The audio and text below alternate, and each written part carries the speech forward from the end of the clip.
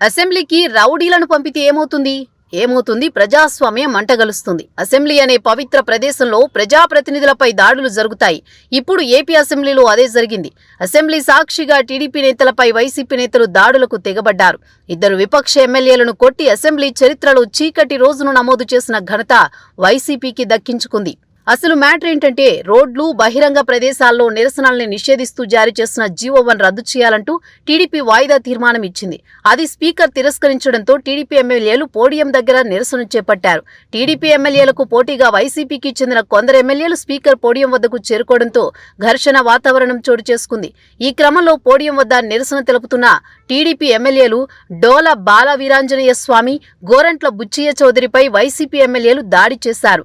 YCP MLA TJR Sudhakar బాబు TDP senior నేత గోరంట్ల బుచ్చయ్య చౌదరిపై దాడి చేశాడు. అలాగే మాజీ మంత్రి వెల్లంపల్లి శ్రీనివాసరావు కూడా డోల బాలవీరాంజనేయ స్వామిపై, అలాగే గోరంట్లపై దాడి చేశాడు. తాము పోడియం దగ్గర నిరసన చేపట్టిన మాట వాస్తవమేనని, తమ వల్ల సభా కార్యక్రమాలు నిలిచిపోతే తీర్మానం పాస్ చేసి తమని సస్పెండ్ చేయాల్సిందని, అలా కాకుండా మమ్మల్ని కొట్టించే అధికారం స్పీకర్కు లేదని టీడీపీ నేతలు మండిపడుతున్నారు. ఇలాంటి చర్యలు చూస్తుంటే ఇది ప్రజాస్వామ్యమో రాక్షస రాజ్యమో అర్థం కావట్లేదని వారంటున్నారు. రాను రాను వైసీపీ ఆగడాలు పెచ్చు మీరుతున్నాయి.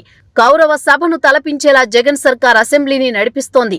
దాడి చేసేది వారే, రివర్స్లో టీడీపీ ఎమ్మెల్యేలే తమపై దాడి చేశారంటూ కట్టుకథనాలు ప్రసారం చేసేది వారే.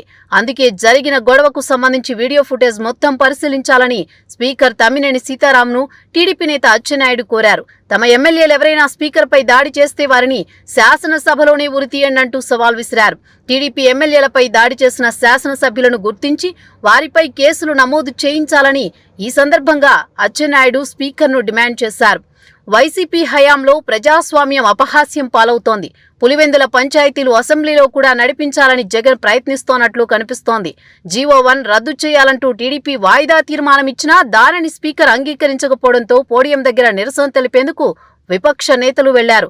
అంతమాత్రానికి దాడులు చేయడం సబబు కాదని రాజకీయ విశ్లేషకులు సైతం అభిప్రాయపడుతున్నారు.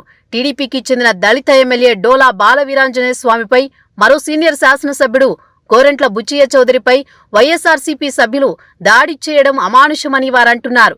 75 ఏళ్ల వయసున్న వ్యక్తి 6 సార్లు ఎమ్మెల్యేగా గెలిచిన బుచ్చయ్యపై మాజీ మంత్రి వెల్లంపల్లి దాడి చేయడంపై సర్వత్రా నిరసనలు వెల్లువెత్తుతున్నాయి.